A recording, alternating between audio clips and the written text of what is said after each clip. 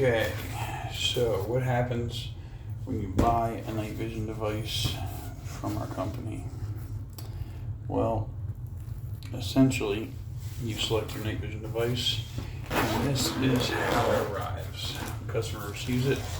They will have a bag with a bunch of goodies in it, which I'm just going to break out because why not? You have professional optics brush on one end, dual-sided and sized and angled felt pen with reversible tip on the other. So you can get in those nooks and crannies of your night vision device, laser, lens, etc. One Unity Spark IR strobe, disposable, single use, some stickers and swag and all that garbage that everybody likes. And very important, we make these in-house. Piece of kit is a retention device, which is military grade shock cord, titanium split ring, connected to a steel mini carabiner to hard connect, basically right to your device. Or if you don't have a hard connection point, which all of them do, you can loop it back through and cinch it down. The heat shrink here basically keeps it from bowing out and making it unmanageable, so that you can grab this under even gloved hands at night, and this will attach itself to your helmet like so. And we've got video footage of this thing holding an 11-pound machine gun on a helmet that was ratchet strapped to a table to keep it in place. Just a demonstration of what it can do, and business cards, etc. And generally, every person who spends their hard-earned money, we try to write them a handwritten note. In this case, this gentleman is a defense contractor who's going overseas, and nice letterhead, basically thank you for buying from us. And they're unique to the individual customers. These are written one at a time by hand, and they are sincere because people don't have to spend their hard-earned money with our company, which is why we bust our absolute asses to make sure they have the best quality kit money can buy. And then inside, you'll see your device. In this case, the very, very last of the unobtainium deltas that we were getting in, very, very limited numbers, of which I kept one for myself. And in the internal compartment here, you'll have a storage pocket, which in this case will have your customer spec sheets, and there are operator's owner's manual and an invoice normally. And then once you've removed the contents, there's a dummy corded, so you can grab this under gloved fingers, 2 or 4 cell depending on the pouch size, be it single, monocular, PVS 14, Tonto, etc., R25 thermal, or a dual tube, which this is. And we just attach this by another carabiner for shipping purposes, but you have a 100% non-scratch vinyl coated 7-strand maritime steel cable with a high pressure ferrule, which is heat shrink coated, so this can't scratch up your lenses. And it is hard attached via grommet that is stitched into the corner at one of the load bearing points of this pouch. And then once you have this open, you can see why it's as strong as a tank. And we dropped night vision goggles at 100 feet from drones, off buildings, and a whole bunch of destructive shit we've done. But you have what we call a taco. Several different layers of foam.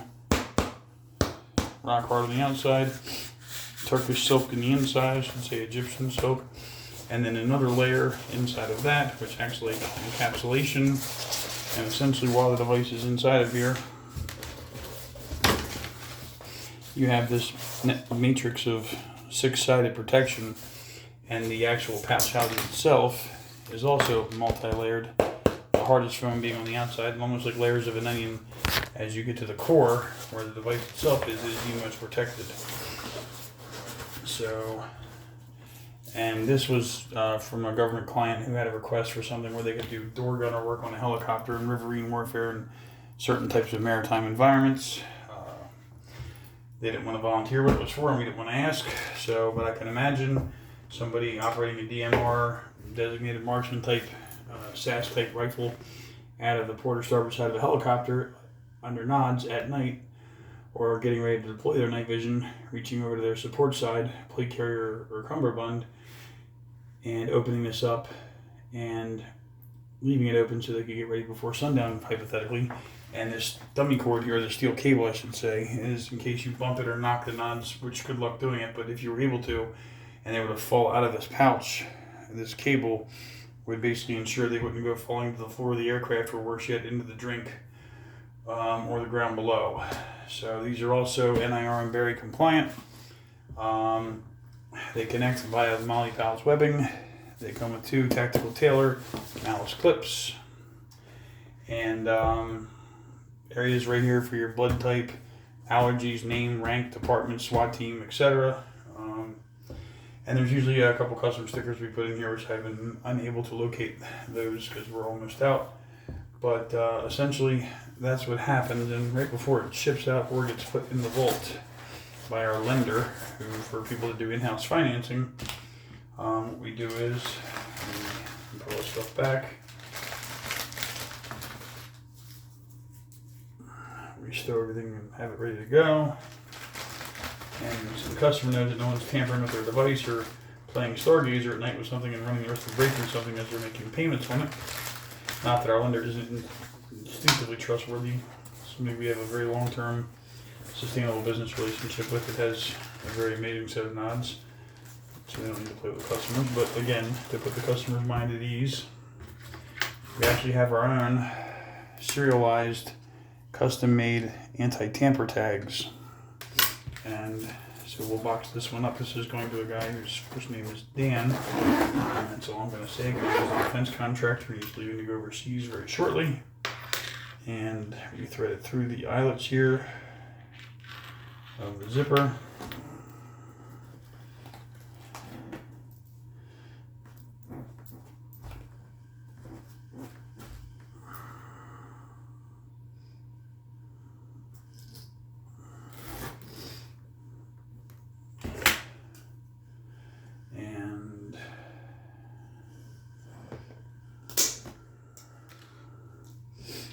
We now have something that is essentially, the only way to get in here is to destroy the zipper, and obviously somebody's going to know if this has been tampered with. In this case, the email that goes out to the customer with the invoice number will have the serial number 000985, and so on and so forth. There's several pairs of duals going out today. There's a second one.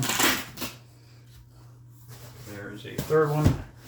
And there's a fourth one, which is a monocular, which I'm actually using to hold this camera in place because I broke my kickstand like a dumbass.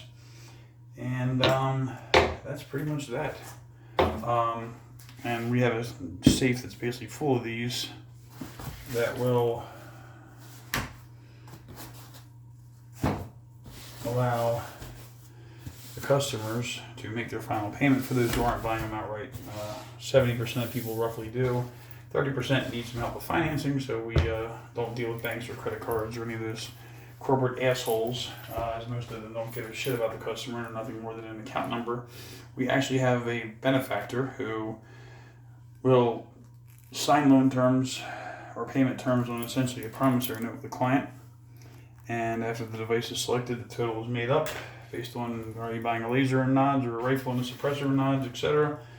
And what happens is we get the order together, everything's boxed, security tagged like so, and put in the safe with, and there'll be another brown tag hanging off of here just with the first name, last name, address, and generic info, so the lender, when the time comes to drop ship it or overnight it with full insurance, will know, hey, this is John's or Joe's or Paul's or Billy's or whatever, and Billy made his last payment, and they send receipts and all that stuff. That's a different chapter, but yeah. So if you have any questions, go to warhammerarms.net and hit the contact us page, and one of our guys will happily answer any of your questions.